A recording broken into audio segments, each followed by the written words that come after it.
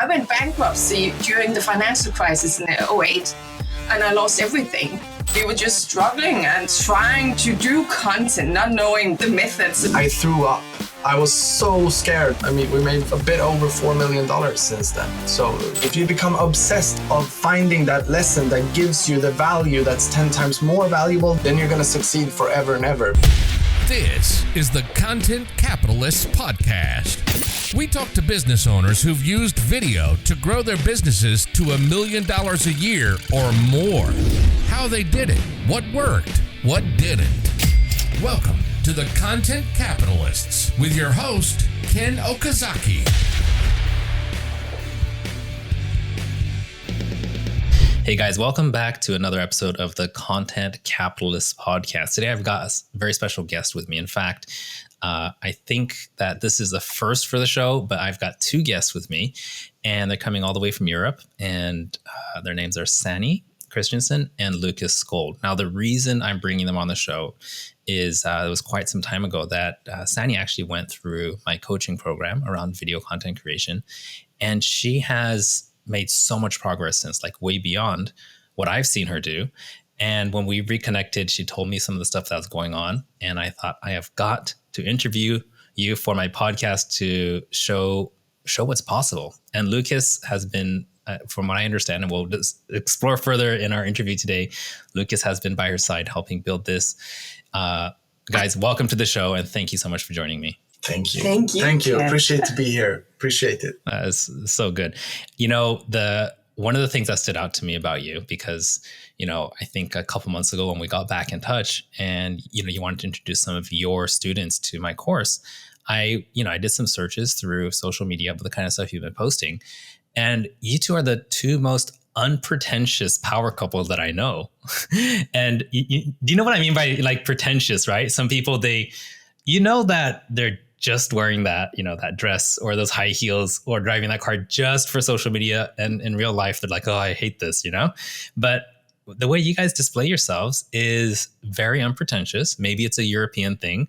Maybe it's a specific thing to you guys. But I feel like you two are some of the most approachable people. The way you show yourself, the way you show up on social media. And I think it's a breath of fresh air compared to what I'm seeing a lot of people.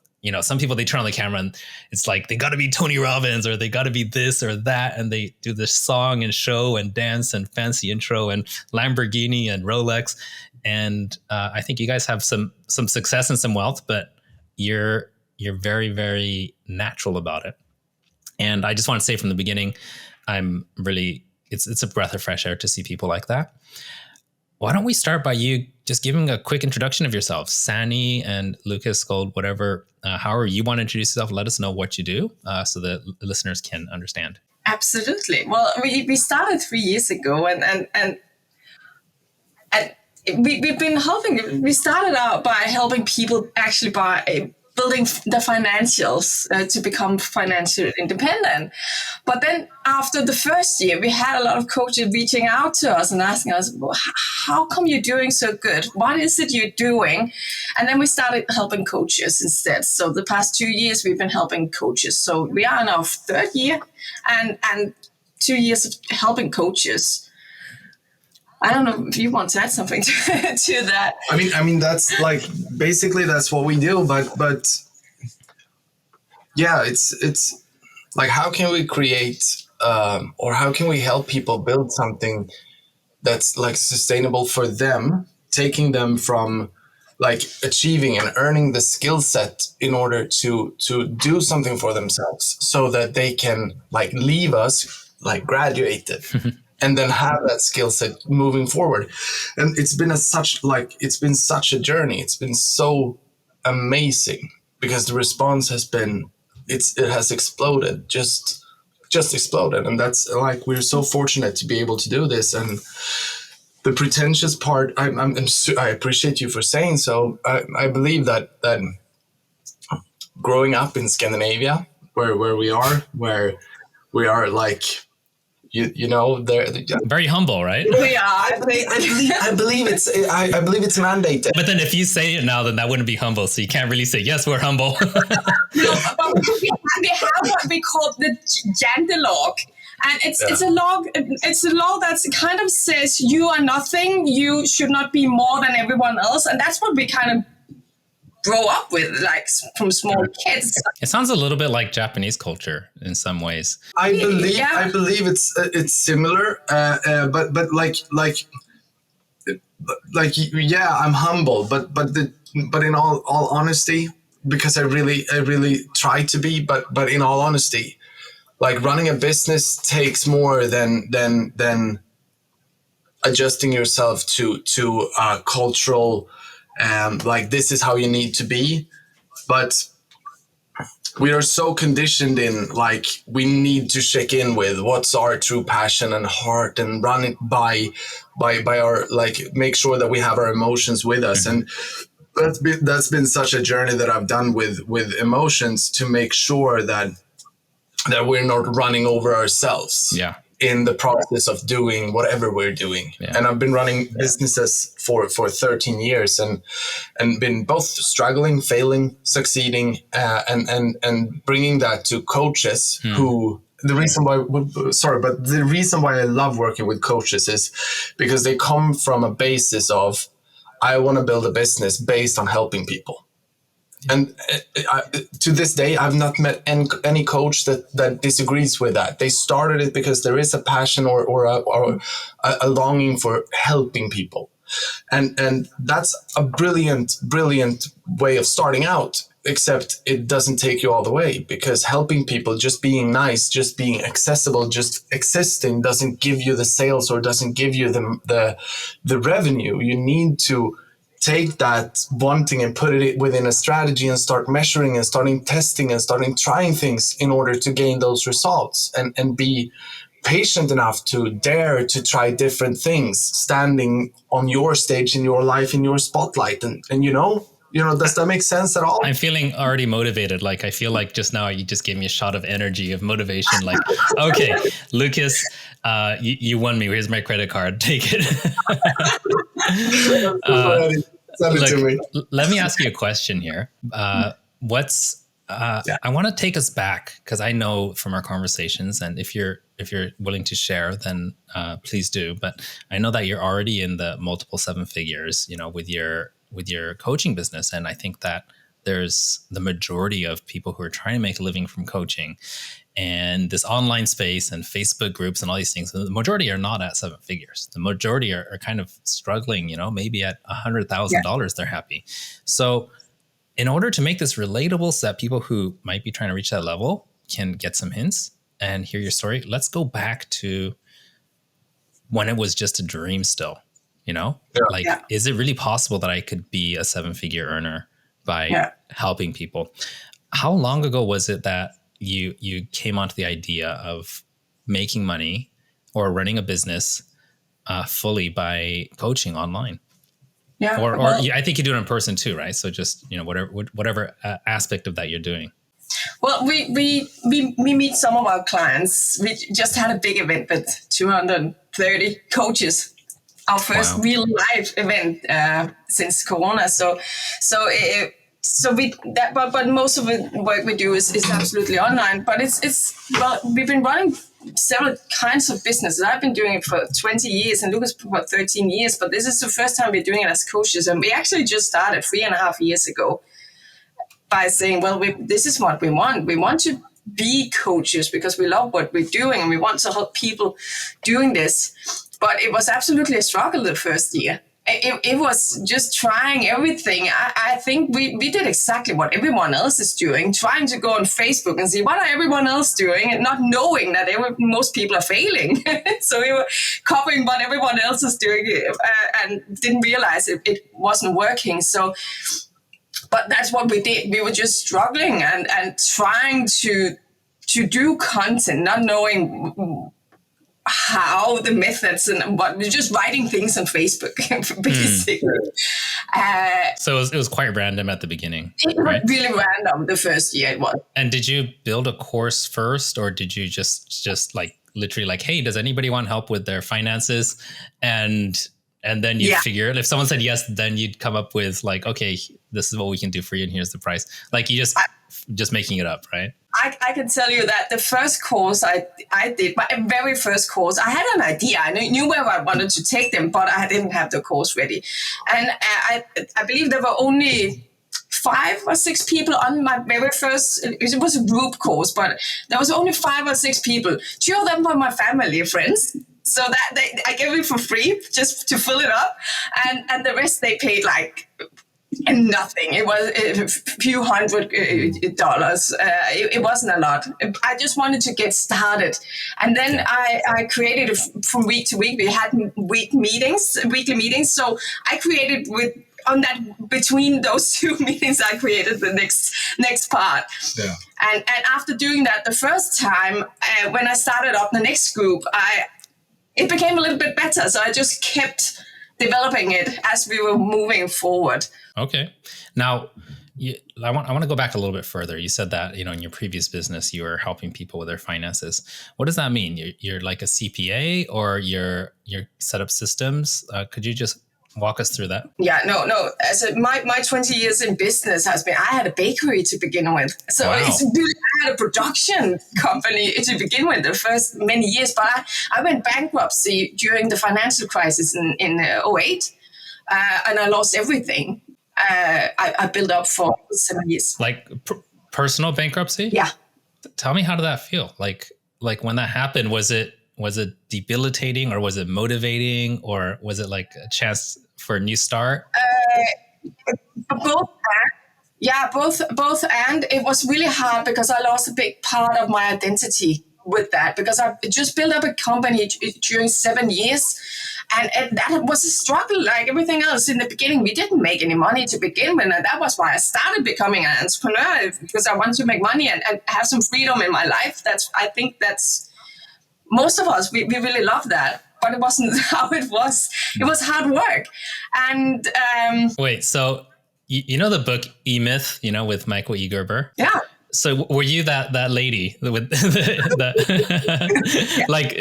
that lady was a baker, right? The whole protagonist of the story. Yeah. Right. That was you then.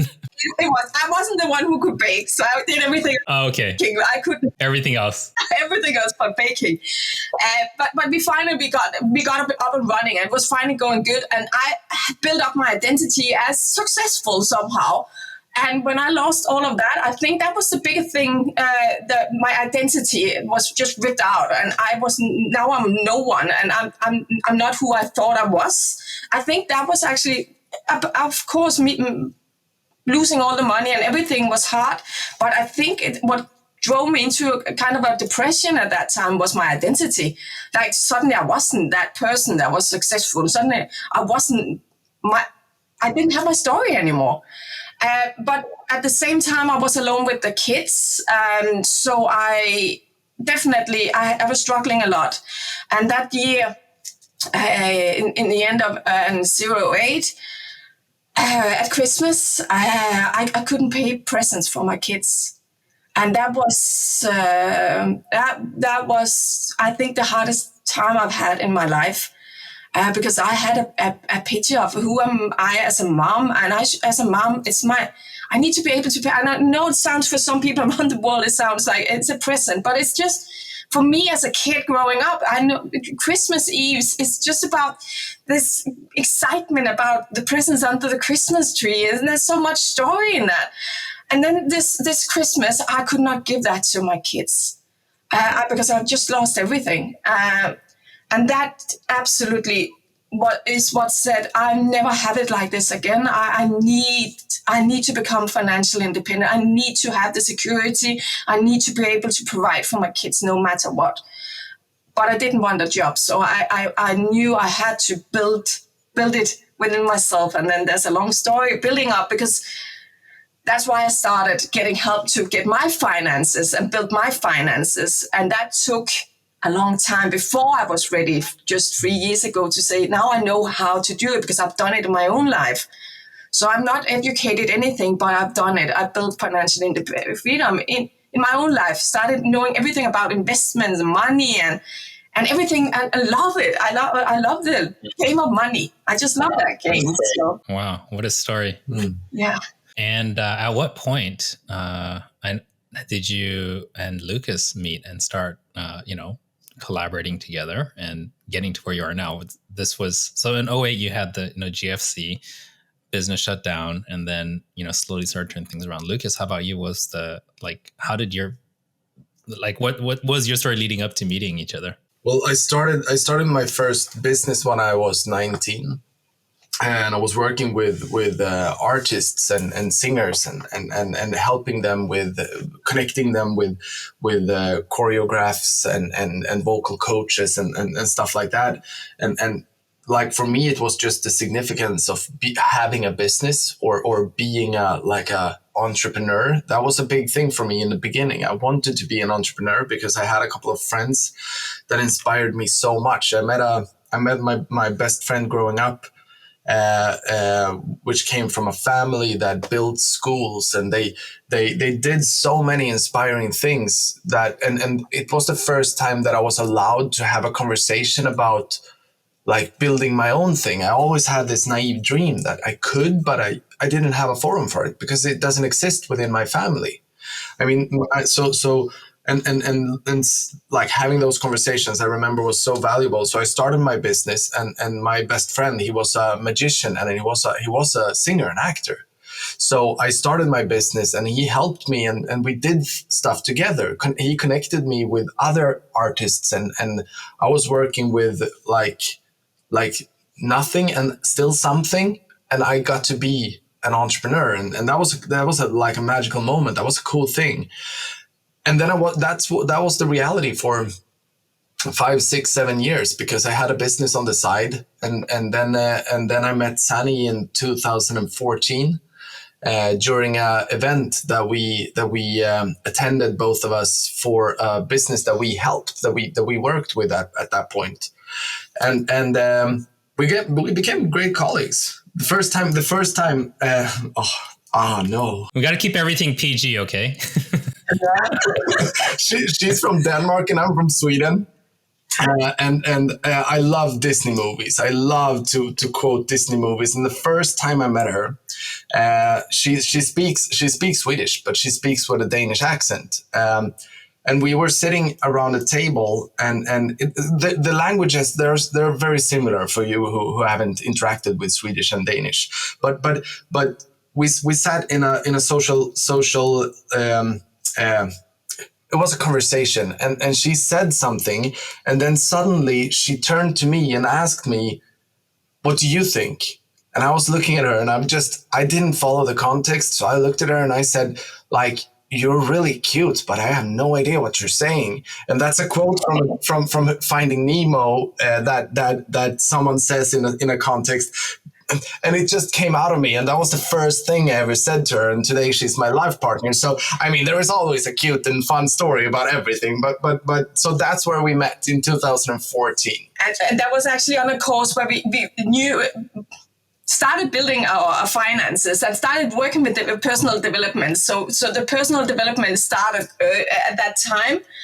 And that's where we started working together in that company. And Lucas became the CEO and the owner of that company. And I started working with that. So we've been working alongside with personal development, working with the finances and funny stuff like that for many years. But started running this together a few years back. Yeah, and Sanne isn't a fan of Disney movies like I am, so she didn't understand what I said.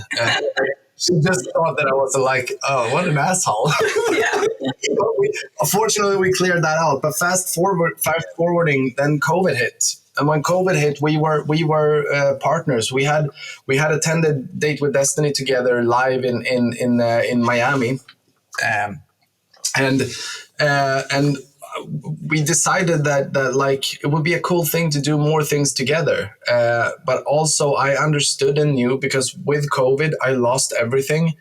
I'm not going to be super dramatic about it because it wasn't so dramatic, but everything that I built, I lost it. So you're a business owner and the business kind of folded because of COVID. Is that what you're saying? Yes and no. I was a small owner to a big company. that we were running, and we did physical courses. So when COVID happened, we had to take a sharp turn and make a decision. And the decision I wasn't aligned with, that wasn't like the direction that we were about to go wasn't really like what I had invested all my money into that company. And when that happened, obviously the value of that business went down because we needed to rearrange it, and they still exist, but we decided to do different things. So my other like part owners, they helped me, especially one person helped me to get out of that and to like be able to do my own thing instead. And that was it was a really good like breakup. And then I went my own direction. And I remember that building like the first time I invited people, like, I'm going to do this cool thing. I went out, did the Facebook Live and just said, hey, I'm going to build a program for coaches. And when doing that live, it took me 5 hours just to press the record button. I was so nervous. And if I wouldn't have done it, if Sanne didn't say, because I was walking here in Malmö where we live, out in a like a field, a grass field. And I was so scared. And I called her so many times, and I was like, no, I'm not going to do it, because I've been doing public speaking for a long time. But there was two things that scared me the most. The first thing was looking into this little robot eye in my phone instead of a live audience. That was the first thing. But the second thing that scared me even more was that I was about to expose myself for building my own thing. And that was so scary. So like, you know, like what kind of people would judge you? The people who knew what you're doing before and things like that? Yeah. And what will they think of me? I mean, I could always hide behind my former partners and I could always be in the background. And if something bad would have happened, I could always the blame would never fall on me. I was never the one being responsible. And I think that was my biggest liberation, and also what held me back. But I was so scared of failing. What if I do this and I come out on the other side of failure? And then it took me a couple of months after I did that Facebook Live. I had a couple of clients. I took sales calls one-on-one. So I got a couple of clients, but I never really did that bold thing by stepping out there and letting people know that I existed and saying my name and claiming that spotlight on my stage, if I were to continue that metaphor. Yeah, it's a big step, really, isn't it? Yeah, it is. So what happened basically was I finally did it, because I came to a critical point, because I invested $25,000 US in a program to get help. And so I did that. And how did you find this program and decide on it? It was through an old event with Date with Destiny that Sanne met a guy back in 16, I believe. I was at a Date with Destiny event in Australia back in 18, and I saw this Asian guy sitting in with the plaits up in front of him. He was on the camera all the time. I saw all the platinums. But I followed him on Facebook, and I saw how he was doing amazing in his business. So I reached out and said, hey, I see what you're doing. I want to be able to do that. Can you help me to do what you're doing? So we got into his program. So we bought his hype. So you both joined at the same time? No, not at the same time. No, I started half a year before, I think. Because as I was doing this, running this, I was the CEO in the business that I did pre-COVID. That was the same time when Sanne started or did her thing with teaching people in finances and doing those financial stuff. So Sanne started her coaching journey on her own, building her own online thing about 8 to 10 months before I did it. And when I quit that when we broke up, it was a journey from, so it was about a year between before I came out on the other side and invested in the same program eventually, because I just saw that he's a really cool dude, and I made it happen. I had just lost all my money. I borrowed $30,000 from my mom in order to be functional, and that wasn't $30,000 to invest in a program, and I didn't, but it was just to making sure that things worked. And I was lucky enough to have that opportunity, but I did that. And then when I invested, I noticed there's a pattern, I've heard this with a few people. Right before there's a lot of growth, then if, some people like right now, for example, I have, enough money that I don't have to worry about, expenses and things like that. So $25,000 wouldn't be too stressful. Of course, nobody wants to lose $25,000. But then if it was my last dollars, then I think that the level of execution on that would be extremely high compared to if I'm already comfortable where I'm at, simply because there's no way out but to win. Whereas in the position I'm in right now, I'd be like, well, if it doesn't work out, then my business is still okay, right? Have you noticed that, like with yourself or coaches that you work with, that when is their final dollar, then you see exponential growth, whereas it's, might be incremental growth for other people. Absolutely. And I believe that that's a necessity to some degree. But for myself, I created that because I don't know how well the Japanese government takes care of, but in Sweden, I mean, we could survive with debts and debts and debt. We could have a mountain of debts and still be able to function, because we get social services and they give us money so we can survive. They help us not like hitting that rock bottom. No, that doesn't work in Japan. It doesn't happen like that in Japan. And to some degree, I believe it's good because I was brought up. My mother didn't have anything when I was growing up, and we got help. And my mom got help from social services in order to go from zero to build a fantastic life for herself. So she was my inspiration that you can go from nothing and build anything.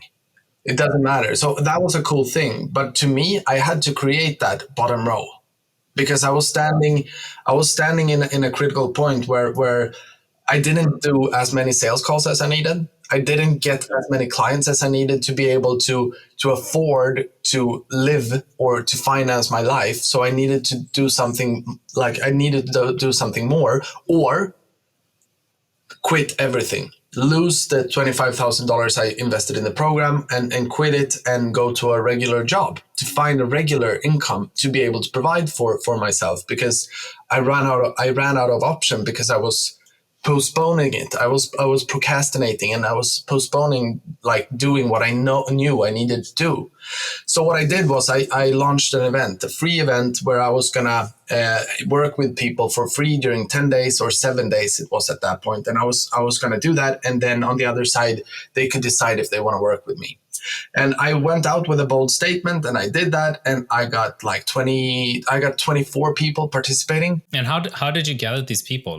Facebook. So when you say Facebook, you just looking through your friend list and just starting to DM people? No, I did a call to action. You know those colored screens on Facebook? You can put a color and write the text. I went out with one like that. That's it, just on your profile. And I'm going to do this thing. You want to be in? Raise your hand. I'll contact you. And they were like, yeah, I'm in. And I was like, cool. That's very cool. Yeah, it was very cool. And I did that in January 2021. This is not long ago. This is January 2021. Now it's August 31st, 2022. So it's 1 year and 8 months later. And then the funny thing is, I did that because I knew I had no other option. And then I was going to start doing this event in the beginning of February. Sanne's birthday is January 28th. And that was the Thursday before I was gonna go on live on stage doing this thing. And I was so emotionally hijacked by I'm gonna perform next week. I couldn't celebrate her birthday. I threw up. I was so scared, and I was how I knew what I wanted to say, but I was in a bubble where I felt like I can't. How can I give all of this in just 7 days in four 2-hour sessions? I had 8 hours on stage. I can't give this away. I was so scared, and she helped me see that just go up and give, and I did. I had 24 participants. 14 of those wanted to move on and buy my product, and they bought it for $5,000 each. And since then it's skyrocketed from month to month. Obviously, I've had bad months as well in my business, but I mean, we made a bit over $4 million since then. So that's, yeah, it's long story. So it's been just a little over a year then, right? It's January 2021, and it's a year and a half. That's very impressive. Now, I think that a lot of people are gonna, like they heard this build up, the struggle, and then we made $4 million. So that, like, that sounds very smooth, but go on and do it. Yeah. Let me ask you a question. Along the way, let's just say since that January 2021 and now, could you think of like mistakes you made that if you do it again, you'd do it differently? Oh, 100%. Definitely. We do all the mistakes, and we actually like doing the mistakes.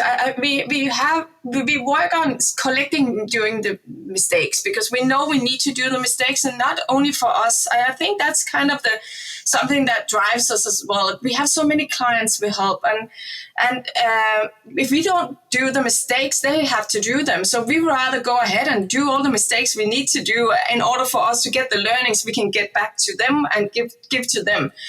So we do a lot of mistakes, and we do a lot of things that fall flat as well. But I think what's really helping us and what's really done it for us is that we have, I think we're actually going back to the question you had before about when you invest your last money, that's when you really you need to do. It's that hunger that drives it. And I think we do that, but we become hungry in a short time scale. So it's not that far away, but we always get a new goal out there. It's a game. We make it fun. So I think we just make it as a game. We need to reach this, and we need to reach this, and we always want to do it better, but we're never afraid of making the mistakes on the way. And could you think of like one particular mistake just as an example? Like for example, I don't know, maybe you when you promoted something, you said it in such a way that nobody responded, and then you tried again and you saw a big response, or like... We have had a lot of really bad posts where we did some CTAs that just fall flat and no one's answering them. It's like, okay, this is not working. We have had a lot. And then when that happens, do you go and delete it, or do you just put out another one? Sometimes we'll go in and just correct a little bit in it, and sometimes we can go in and delete it and try it again. So we try to correct it all the time, and I think can you tell them about? I mean, the first month where you did way back when you did when you worked with Financial Freedom and you did ads, you had a skyrocketing month, and then you made a lot of money. Yeah. And then the following months you spent so much money on ads because you thought you found the strategy that worked. And then you just like all of those money that you made ran out because she was trying to continue to do the same strategy. But the thing is, something were different. So the money was just going out the drain. So she paid more for the leads than the revenue that it generated. And so it just didn't scale, right? No. Or maybe there was some low hanging fruit that you picked up, and then that was it. Sometimes that happens. And that was a little bit dangerous, because that's what happens when you get... I got successful not the first month, but it was the second one. I tried to do ads because, as I said, I did what everyone else was doing. And I was told you need to do ads to a webinar, and then you close on the webinar. So I did that on the first month, and I invested quite a lot of money in doing that.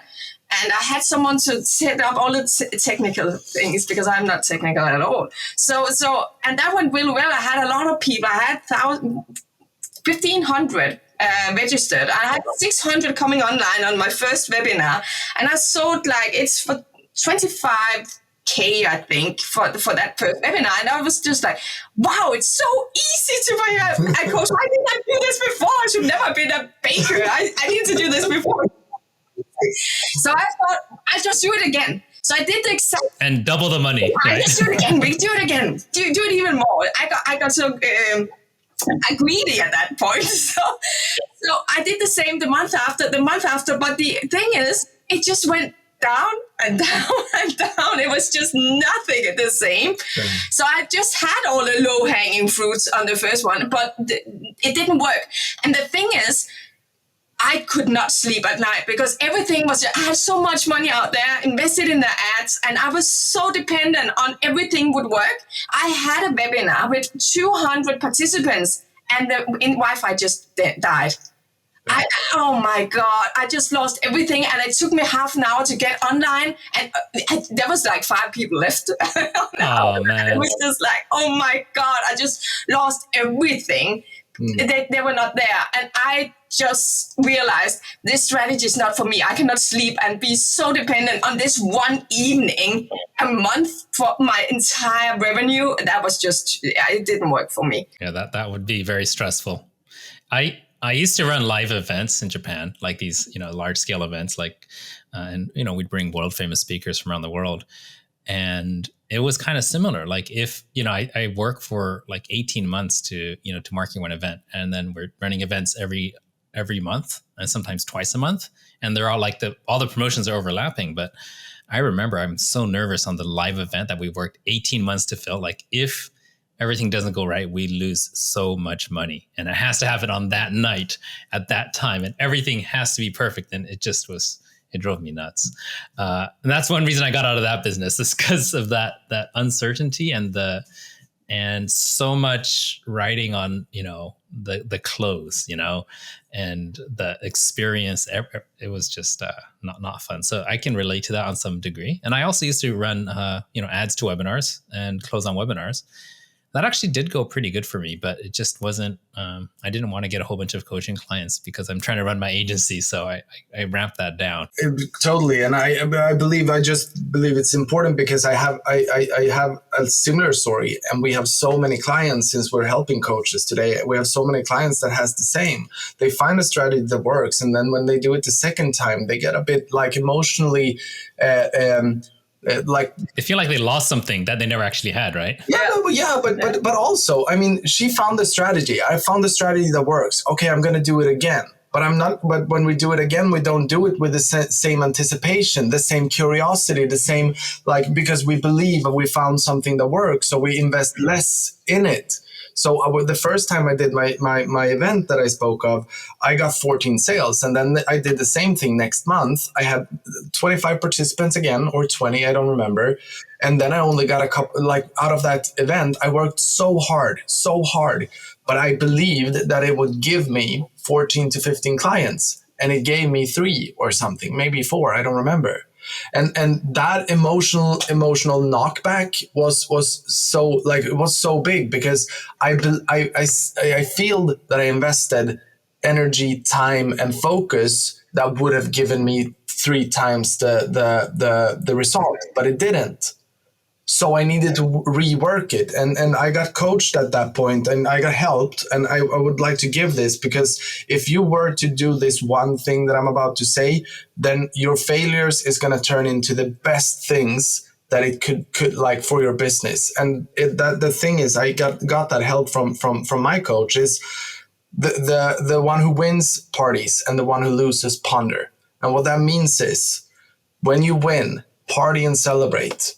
When you lose, or when you don't reach your goal, your objective is to find the lesson that is 10 times more valuable than if you would have won. If you just do that one thing, if you just become obsessed and of finding that lesson that gives you the value that's 10 times more valuable than if you would have reached your goal, then you're going to succeed forever and ever. Because success is not a game of I hope I'm going to do it. It's you're going to get there. We can't force it on the timeline, but you're going to get there, or you're going to give up moving towards it. That's it. And if you find a lesson, boom, you're going to get there. And that's what happened to me. That's what happened to Sanne. That's what happens to all of our clients. Got it. We all succeed. Yeah. Would you agree with that sentence, or does that make sense? It absolutely makes sense. And I think the entrepreneurs who who grow faster are the ones who don't make the same mistake twice. They actually record it. They tattoo it to their face. Like I learned this and I'm never going to make this mistake again. And what's so interesting is you could read 100 books and you can hear the same thing over and over, but you experience it once and you'll never forget it. At least you shouldn't. And if you do forget it, you're going to be a very slow learner and slow grower when it comes to business. Right? Which is fine. As long as you gain those, as long as you get the end result.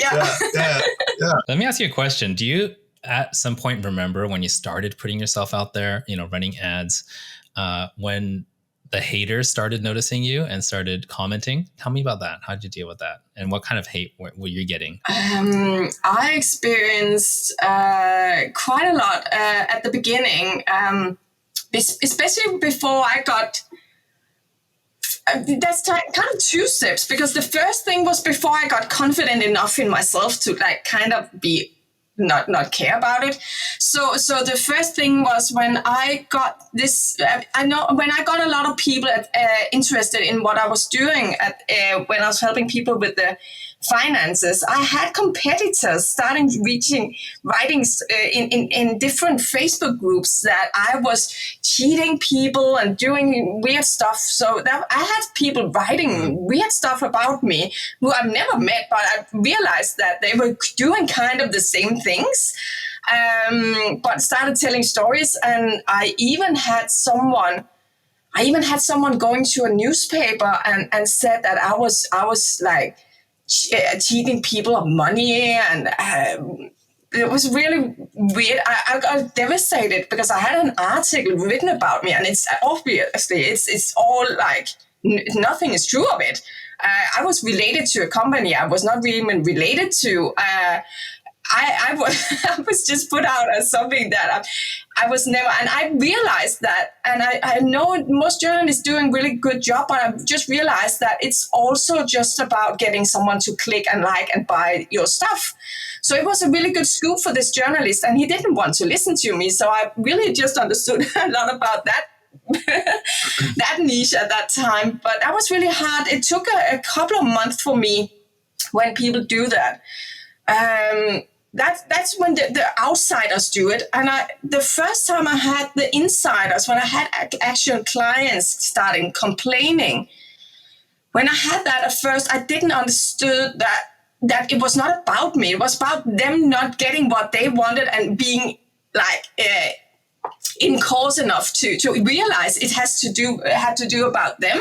So they were complaining at me, and I got my inner pleaser coming out and saying, but I don't want anyone to hate me. I don't want anyone to not, and started looking at me, well, am I not good enough? The story about maybe I'm not good enough to do what I'm doing, that kicked in.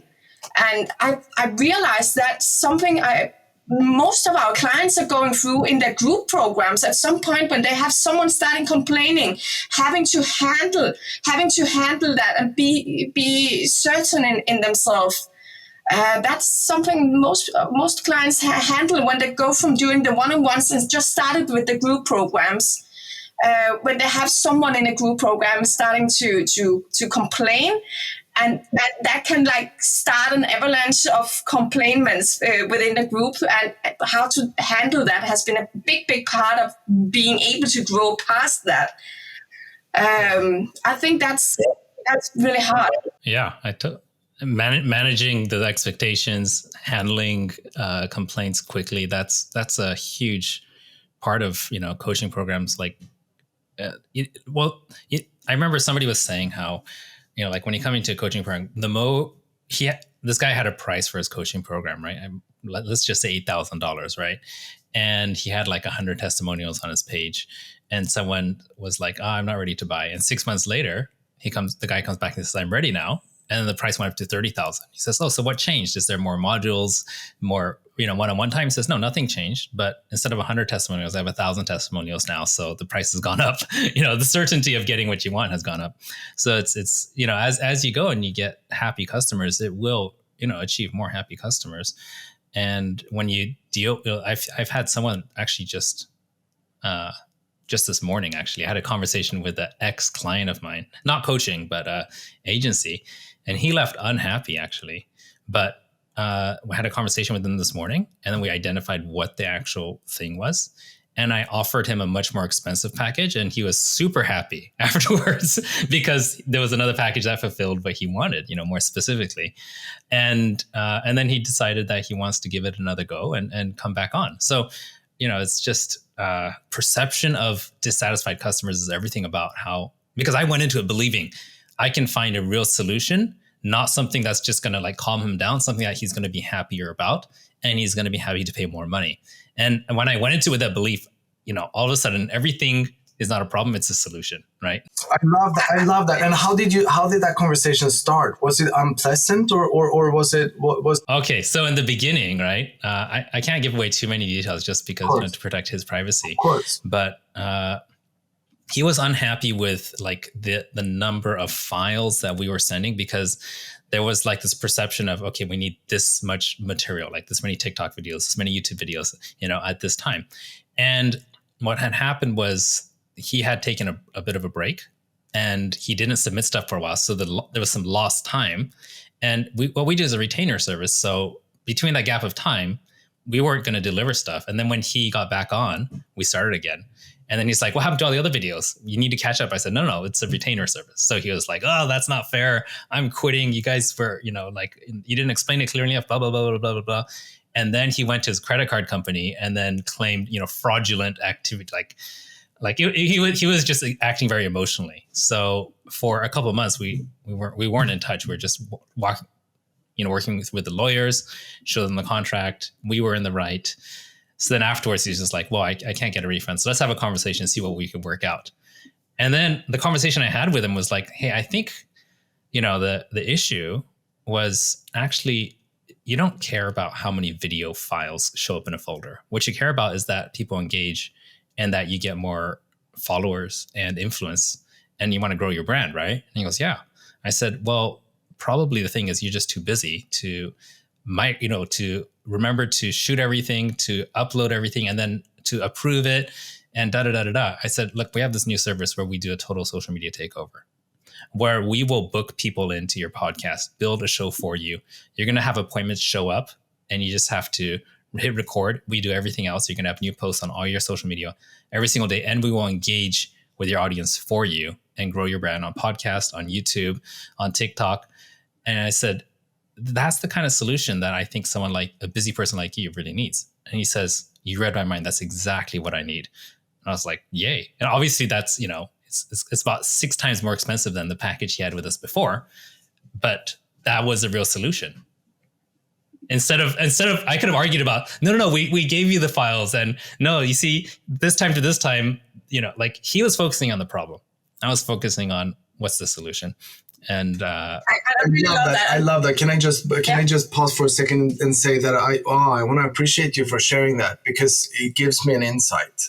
It gives me an insight about my own pride and ego, because when Sanne was talking about like people hanging around and doing all those bullshit things, I made a decision at one point to protect my business. I made a decision that I will always help people that want to be helped, but I will never respond to threats or bad behavior or emotional when they're lashing out emotionally. I will never respond to that, because it's not like it's not honorable, or it's not like I'm. But what that says is also about me. I'm closing down, not trying to look for. I'm missing that there is an opportunity in every situation, and you're displaying that opportunity that there is a way to still serve. So my rule that I've made up, that I was thinking just now, that I've made up before. Oh, okay. And the rule is, I'm not, if someone lashes out and is being forceful or threatens me with, I'm going to hang you out on social media, I want my money back, then I just say, okay, you do whatever you want. I don't care. I just like, my contract is my contract. But if they want to find a solution, and if they're nice about it, and if they understand, if they're responsible and want to have a conversation, then I want to figure it out because I want to meet my client's needs. But the rule says that what it does is it limits me in seeing opportunities where there is a conflict. And if I were to be really, really honest with you right now, live on a podcast, then this is what I say. I still have a bit of that pleaser left. I still have that a bit of that, like, fear of being hung out or being hated on. I get hated on. I've done live events where on the other side, where I'm selling my high-end program or selling something, and people on the other side is calling it manipulation and feels like I'm trying to redirect and direct people's emotions towards, regular stuff. And when that happens, it's not fun, of course, but that exists. But I still, like, I still would, if I could press a button and everyone would just be happy, that would be so nice. And that like childish dream of trying to create that space where everyone's happy, it just doesn't exist. If that existed, how come there's so many conflicts? I mean, we're dealing with human beings, and human beings have emotions, and emotions go all over the place.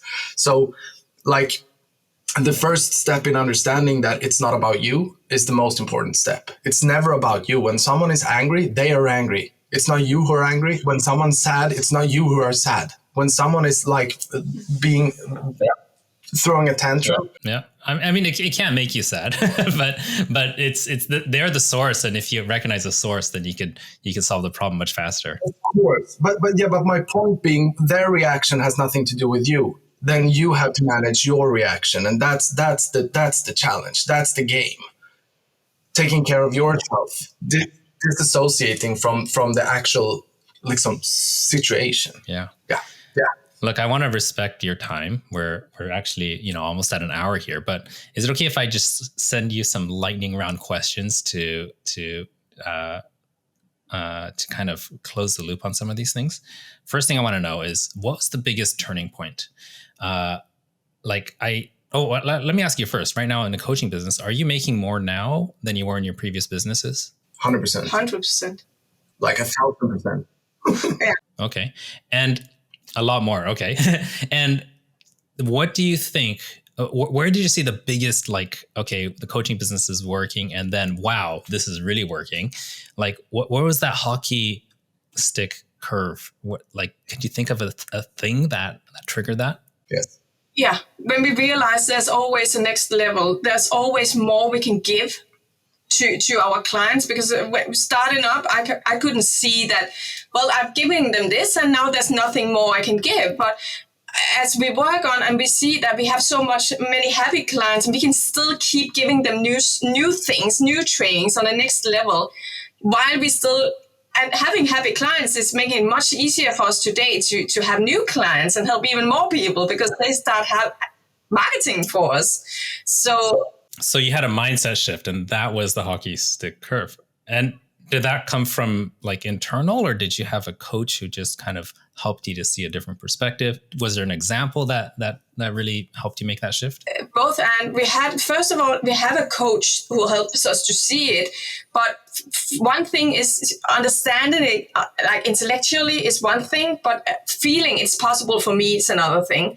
So I believe that the feeling, the first times when I was starting, I felt, well, when I hit my first goal, let's say hit the first 100K month, that was a really, really big thing. And then when I was sitting there and looking forward, saying, wow, now I'm going to do 100K days, I was like, no, it's not going to happen. I can't do it. Wow, that's a lot of money. I can't do that. And suddenly I've done it. But at some point, when I've said that so many times to myself, it's not possible, but I've still done it. Somehow now, after a few years of doing that, I'm just like, well, I know it's going to happen. So now I'm not in that discussion with myself. It's not possible. Now I know I can do it. So now I'm just looking, so how am I going to do it? So what's the next step to do that? I'm not I don't have to convince myself anymore that I can do it. I know that now because I've done it so many times. So now it's just about, what's the next thing to do and start realizing, because we look at you and you further ahead of us, and we look at you and say, well, if Ken can do it, we can do it as well. Why is Ken do it? Help us. Yeah, and there was a point in time where we looked at someone that were ahead and said we can't do it. But now growing into seeing ourselves doing this, now we can see that if you can, I can.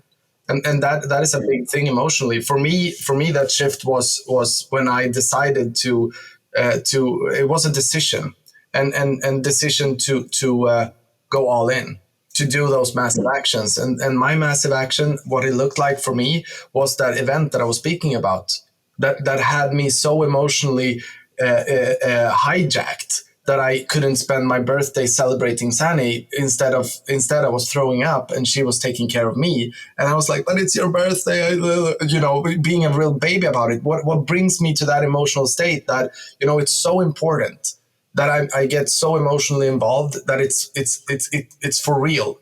And doing those things, daring to be courageous long enough to expose yourself for what you want to do, because that's the emotional engagement needed in order to gain the audience engaged. Because people don't want to see someone sitting on a chair doing something small. I just want to have a Facebook Live for 15 minutes and talk about this thing. They want to see someone that's on fire, that wants to do something. Yeah. And that's okay with doing the wrong things, speaking, like stumbling over words. They want to see real stuff. It's true. Another quick question. You, I think a few months ago, or maybe it was a year ago by now, but on social media, I saw that you announced like how you rewarded yourselves with a very nice car. And like in Sweden and Denmark, were people like, ugh, you such show-offs? Or were people like, yay, good for you? Like, what was the attitude? Because in the US, everybody wants to show off their Lambos, and it's such a part of American culture to show off. But with your audience, what was that like? At both ends, I think. We still have the people who say, well, I don't want to be that. It's not about the money for me. But when we start digging, of course, you're doing this because... It's because they don't have it. they're like the fox and the grapes, right? Yeah, exactly. When you don't have the money, they start saying, well, it's not about the money for me, but I believe we're creating a culture around us where it's okay to say what you want. Nothing is wrong or right or how it should be. Just say what you like. And we freaking love our car. Yeah. Because we deserve to have that car. And do we need it? No, we can drive in any other car, but we love it. So it makes us happy. So why shouldn't we? I agree. And I haven't seen much of that hate. I believe it's there, but I also believe that they're like unfriending or moving just like. So that's the Swedish move, right? I hate you, but I'm going to do it humbly and not talk about it. I believe that people are hating in silence and they're like speaking with each other amongst themselves. Amongst themselves. And but when it comes to the car, the biggest thing for me with that was like I've dreamt of that car since I was a little kid. And it's a Range Rover Sport. I mean, it's a big car. You can go wherever. It can it can everywhere. You can do whatever you want with it, and it's such a luxurious car. And it's like, for me, it's just showing I need to do it because I'm teaching others to follow and do their dreams. So who am I? And you show an example of what's possible. Exactly. And people believe it more if you can. Yeah. That's super. Okay, this is my last question for you. Okay. Could you give me an overview of what strategy is working right now with you for content creation? So that means like if, for example, like you could say, hey, we're shooting an ad. We run the ads that goes to this welcome page to blah, blah, blah, blah, blah, or to the group. Could you, let's just draw that out so people watching can get some idea of what a really successful structure could look like. And I think that the listeners might be surprised at how simple it is, or they might not be. Let's find out. Yeah, well, what has been working for us till now is we do only organic. We have done until now. We've only been doing organic. So what we do is we do organic marketing, and we start chatting with people, and asking people what they like. So we're doing it on chats. We're giving a lot of free training away because we believe that people should try before they buy it. So we give a lot of free trainings away. We always have the mindset of giving. And once we give, we can help them to see it's possible for me, and get them into closer to us, so we can help them see what's possible for them. So they'll get results before we help people getting clients before they even buy our program. So that's what we're actually doing. And it's really simple. We just follow a simple plan. We're doing content 4 times a week. We have a huge opportunity of doing better content. We realize that. Yeah. It's next step for us is now, but we made it so we're doing 5 million years, doing just organic marketing, 4 posts a week, different kind of posts, and giving away a lot of free training, and then helping them to moving along into our program. So we have the organic posts, and that encourages people to have a conversation with you. And then... No, it encouraged engagement. And on the engagement, we start conversations. We're just, and literally, we're only... And then do you send people to like a webinar or to a group? Free challenge. A challenge. Okay. We have a Facebook group. We take them into a group, and then we take them to a free challenge. And on that challenge, we actually help them so they get results within 10 days. And then they realize, well, most of them realize, luckily for us, that, yeah, you have an opportunity. This works, and it's a great opportunity. I want to continue working with you. That's it. So let me just back up here to make sure I get this all clear. You're putting out about 5 pieces of content a week, right? Organically. 4. Oh, 4. Sorry. So is that 2 and 2 each, or is it all together? Like you're both in the frame? 4 each. 4 each. So that's 8 collectively, 4 each. And on both of your individual profiles, right? Yeah. And we're working 2 different markets. Yeah. So it's me taking care of Sweden, Sanne taking care of Denmark. So it's 4 pieces of content a week. For any like. And are these done live on just you just hit the live button on your phone and just start talking? Yeah. So we do a live or video once a week. Okay, makes sense. So one of our 4 posts is a video. And then on these posts where this is just about edifying the audience, then people engage. You have a chat, get them into a free challenge. The free challenges, you said it's 10 days. Does that mean like it's an online free course, or how does the challenge work? We teach on 5 occasions during 10 days, and then we give them assignments, and then we have 10 days, which means we have every other day is a free day to do exercises or trainings or homework, and then we meet them on the next day, and then we work them through a sequence of like things so that they get results. And is this pre-recorded, or is like you actually teach it live every time? No, live. So every 10 days you do it again and again and again? No, once a month. Once a month. Once a month. Yeah. Once a month, 10-day challenge. Yeah. Okay. So I think I'm starting to understand this. I really like the simplicity of this. And then after they're done, like they get a taste of what's possible. Yeah. What you represent. And then do you encourage them like, hey, by the way, if you come into the paid program, then this is what's available, and then that's like a one-on-one sales call? Absolutely. We let them know. We sell on stage during the 10 days challenge, and up until this summer, we've been growing so fast, so we've been losing leads because we can't give them what they need. So can't keep up. No, and that's the reality. We sell on stage, and when we're selling on stage, we are giving them the opportunity to act. If they don't act, they could fall out. So for what we've been doing since the summer is taking in a sales team that can do sales calls or phone calls, just helping them to meet their needs and answer their questions. And that's been a huge game changer, of course, in order to serve them, because now they can get a one-on-one like conversation to have those specific questions answered. But we didn't until the summer. Yeah. What I love is how, when you lay this out, then, everybody thinks there's some magic bullet. And this is, I think a lot of people are doing similar things, modeled to what you're doing. And the difference is execution, isn't it? The difference is actually doing the work and helping people to see that you care about their success. And that's where I think a lot of people fail. So, congratulations to you guys. You've done an excellent job. If there's any advice for somebody who knows they need to be making content for their coaching business, but for some reason they haven't started, maybe they have imposter syndrome or they're comparing to people like you. What's your advice to them? I said, invest in a coach that can help you, and invest in someone that can, because I could never have done, if I would do this alone, I would still be struggling with trying to get someone, like some clients at some point. Invest in someone that you believe and trust can help you do what you're about to do. That's the single most important reason.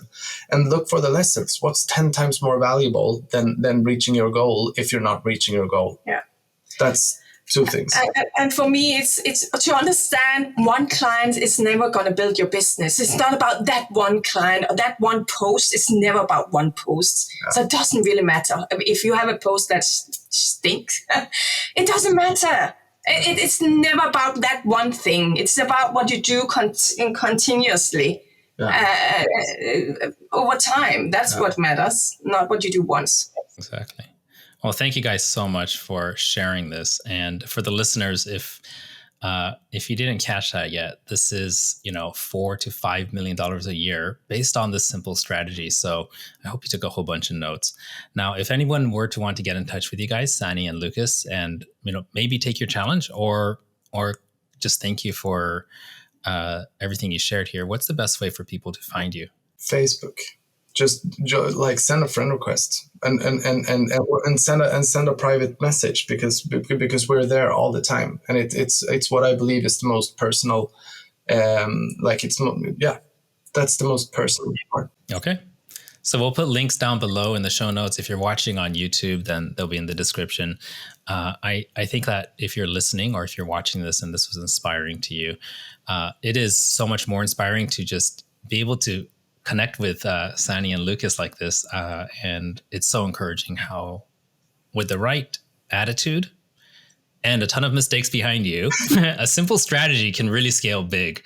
And that's what I'm taking away. Like, it's a simple strategy, but it scales because you work through some of the stuff that other people got stuck on. Any last words of advice before we sign off here? It's really just committing. It's taking that decision that you will do it and not stop at it. If this works, I'll do it. You need to commit to doing it no matter what. Yeah, because you will have struggle no matter where you are. You will get some struggles. You need to handle things on the way. Yeah, and your tip blows my mind. Your tip is like, there's no one single action that's going to build your business, but the actions you do over time. It gets me going. I want to go out and do stuff based on that. Perfect. That's so perfect. Well, thank you guys so much, and I think the listeners really appreciate this. Thank you, Ken. I will see you guys again in the next episode. Bye for now.